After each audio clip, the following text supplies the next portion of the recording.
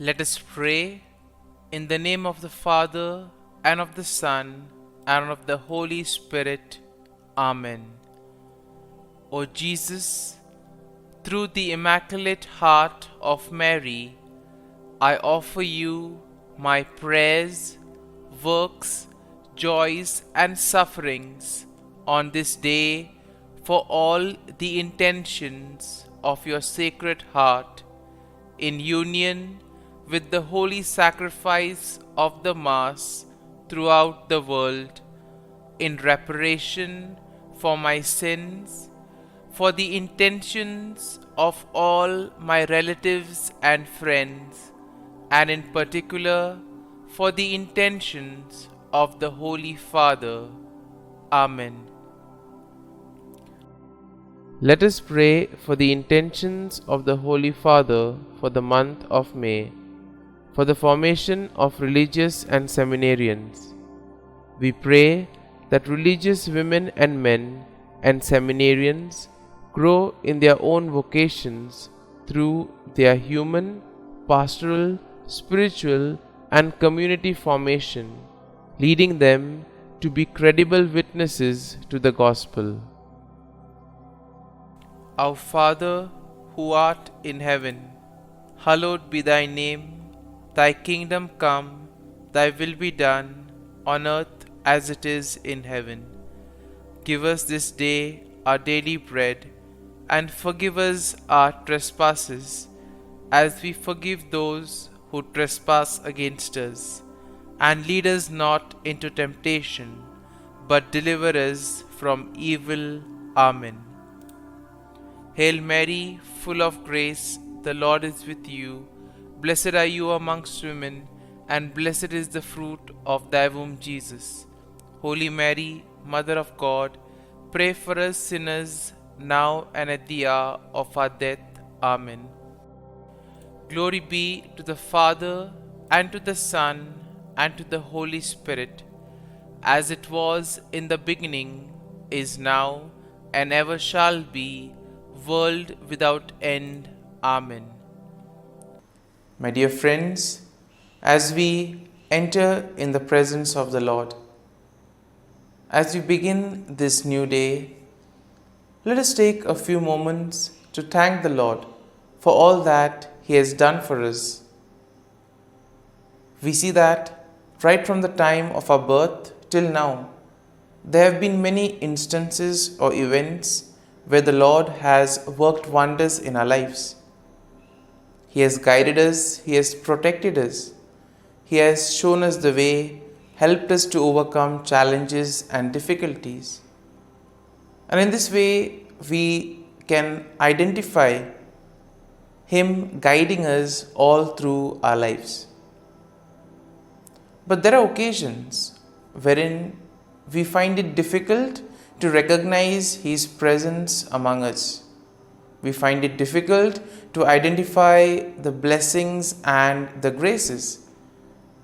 And here we see that it is in these occasions that we need to specially ask the Lord to give us the grace that we may be able to identify those graces, those blessings in our lives.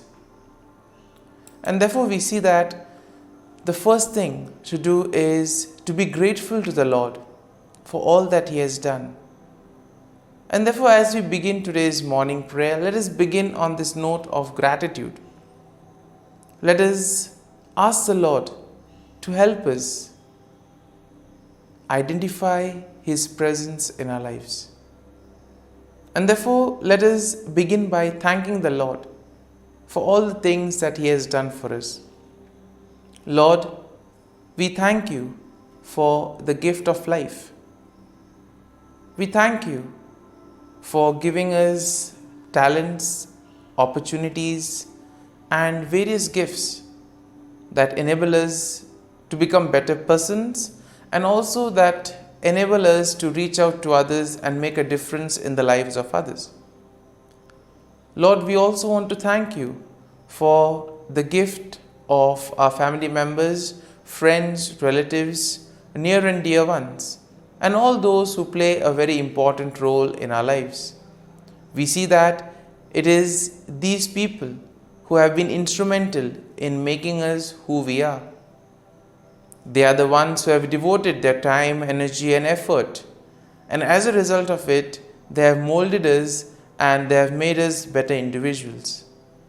So today, Lord, in a very special way, we ask you to bless all their endeavors and give them all the graces that they may require in life.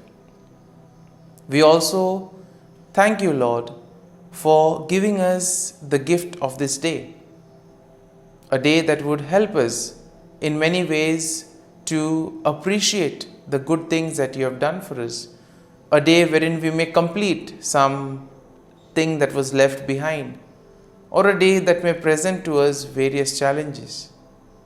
Whatever be the situation, Lord, we ask you to be with us and guide us. Allow us to be led by you. Lord, we also thank you for the opportunities, for the experiences that you have given us in life. There have been many experiences wherein we have enjoyed, and these are the experiences that we want to cherish in life. But at the same time, there have also been those experiences and those moments wherein we have found it difficult to accept them. These are the experiences that have been learning experiences. They have taught us a lot in life. Though they may have been hard, bitter, but still they have given us a valuable lesson. They have made us stronger. And therefore, Lord, we also thank you for those moments which have helped us to become strong, which have helped us to become better individuals. And Lord, we also thank you for giving us opportunities to reach out to others, to make use of our talents. And thus, Lord, we ask you to be with us, guide us throughout this day.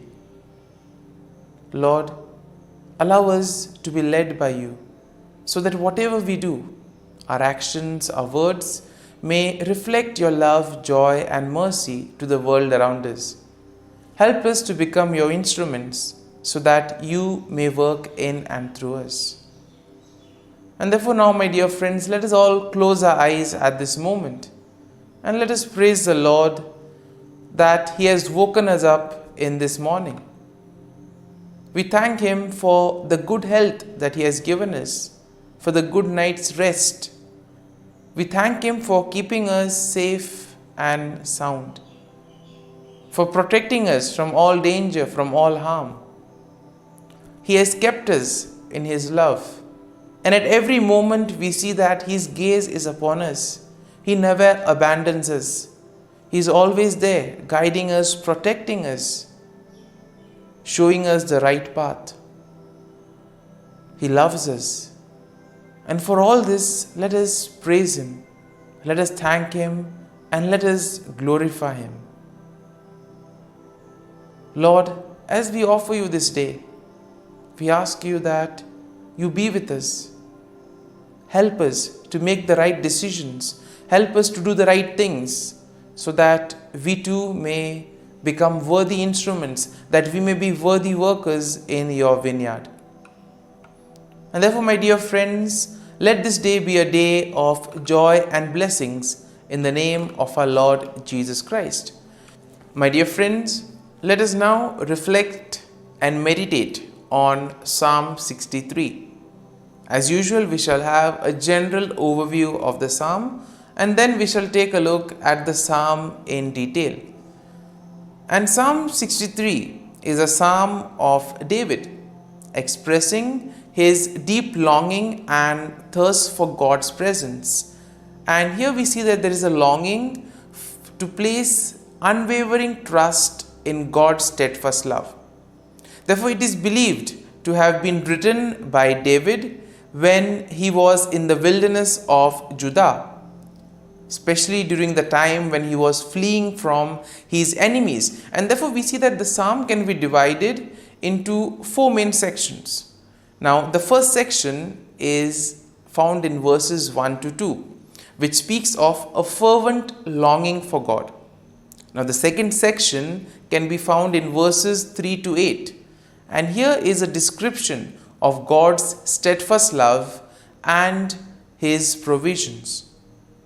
The third section, verses 9 to 11, will speak of a declaration that he needs to place his faith and trust in God. And finally, in verse 11, we have a vow to praise God. And therefore, when you have a general overview of Psalm 63, we see that it beautifully expresses David's deep longing for God, longing to be in God's presence, and longing to put his whole faith and trust in God. And therefore we see that David here expresses his unwavering trust in God's steadfast love and protection. Now this psalm also serves as a reminder of the importance of seeing God earnestly, finding satisfaction in God and God alone, and most importantly, the need to praise God continually for all that He does for us in our lives. Now the psalm also inspires a genuine desire for intimate communion with God and a confident reliance on His faithfulness in the midst of trials and challenges. And now let us go into the details of the psalm. Now the first verse goes like this: O God, you are my God. Early will I seek you. My soul thirsts for you. My flesh longs for you, in a dry and thirsty land where there is no water. Quite an interesting way of beginning the psalm. Here we see that David begins with a heartfelt declaration of his relationship with God, and here he is trying to express his deep longing for God, comparing it to a thirst in a dry and weary land. And you can compare this to especially moments when you feel thirsty. You're in search of water, throat is dry, and there is this longing for water. Even the sight of water quenches. And therefore, the same thing can be applied to David's longing for God. And here we see that David's soul and flesh yearn for the presence of God, recognizing that it is only God who can satisfy his spiritual and physical needs. And therefore verse 2 goes like this: So I have looked for you in the sanctuary to see your power and your glory. Now in this second verse we see that David reveals his desire to behold God's power and glory. He seeks God in the sanctuary, the place of worship and divine presence. Thus here we see that David is longing to experience God's manifestation, and he wants to witness the mighty powers of God. Now in the second section that goes from verses 3 to 8, it goes something like this: Because your loving kindness is better than life, my lips shall praise you. Thus I will bless you while I live. I will lift up my hands in your name. My soul should be satisfied as with marrow and fatness, and my mouth shall praise you with joyful lips. And in this section, we see that David reflects on God's steadfast love and provision. He therefore acknowledges that God's loving kindness is better than life itself.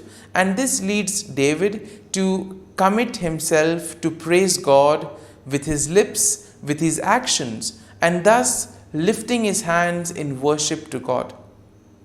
Because he says that the words of the God are so great, the works of God, the actions, the deeds are so great that it evokes him to praise and thank the Lord for all that he has been doing. And therefore we see that David finds deep satisfaction and joy in God. His entire solace and security is in God. And therefore here we see that David meditates on God day and night, and he rejoices in the shelter that God provides him. And here we have the imagery of finding shelter in God's wings. Here we see that David will declare his unwavering devotion and trust in God, acknowledging that God's right hand upholds and sustains him.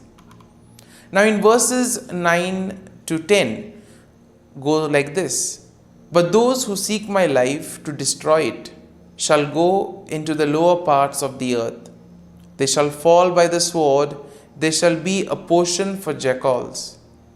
And here we see that in this section, David shifts his focus to his enemies. And here David places all his faith, trust and confidence in God's protection. He declares that those who seek to harm him will ultimately face destruction and they will be defeated. In contrast, we see that David, as the king, will rejoice in God. He declares that those who swear by God will find glory, while those who speak lies will be silenced. And this moves us or brings us to the final verse of the psalm. Verse 11, which goes like this: "But the king shall rejoice in God. Everyone who swears by him shall glory, but the mouth of those who speak lies shall be stopped." Here the psalm concludes with a final affirmation of praise and glory to God. Therefore, David declares that he is the one who needs to place his faith and trust in God. David declares that as the king, he will rejoice in God. He acknowledges that those who do the will of God will find glory, but those who wander away from the Lord will ultimately meet their destruction. And in this way, we see that the psalm encourages us to place our faith and confidence in the Lord. And therefore, my dear friends, let us spend a few moments in silence, reflecting on this psalm. Maybe a word or a thought or a verse would have touched us. We may have been inspired by something that we have heard. Remain with that. Allow it to take root in you. And therefore, as we spend these moments in silence, let these thoughts or this verse take root in you. Go once again back to it and try to see what the Lord is communicating to you through that verse, through that thought. And therefore, allow the psalm to take root in you so that ultimately your words, actions and thoughts may become just like the ones of Jesus, spreading and building the kingdom of God on earth.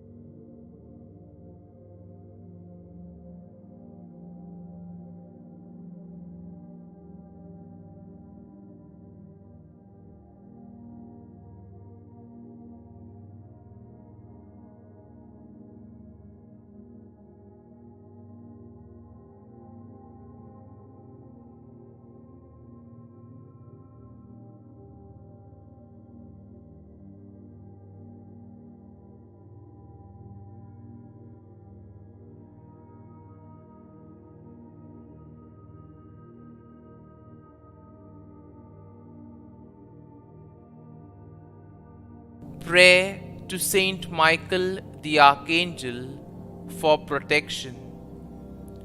Saint Michael the Archangel, defend us in battle.